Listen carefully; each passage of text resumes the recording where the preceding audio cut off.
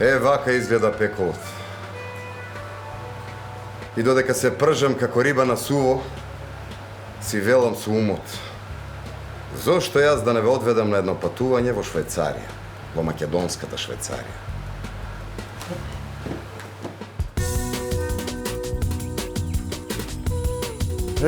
Полесно се диша овде. Чист воздух, меден воздух. Ова е Малешевијата. Ова е Берово. Како да ви раскажам за Берово? Ја шетам чаршијата и еве ме во манастирот Свети Архангел.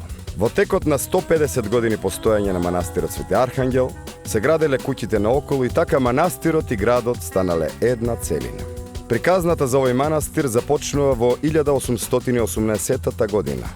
Во тогашното градче Берово немало христијански храм, па населението испратило една делегација од највидни граѓани да побараат дозвола од турскиот валија во Радовиш, а овој им поставил 3 невозможни услови.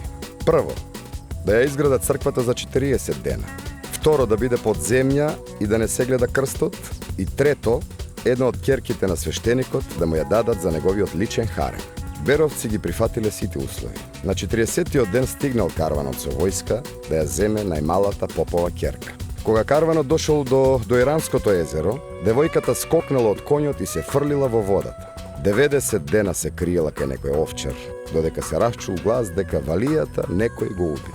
Таа се вратила во манастирот, каде што и се замонашила. Историјата ја памети како Евгенија, првата монахиња во Свети Архангел, а воедно и основач на сестринството. Беровчани и духот на овие луѓе секогаш сплотени во една чиста душа. Нивната верба е мирна како капка вода на дланка, иста како и нивното Беровско езеро. Во една хармонија со природата, преку која го држувате оној исконски контакт со мајката природа.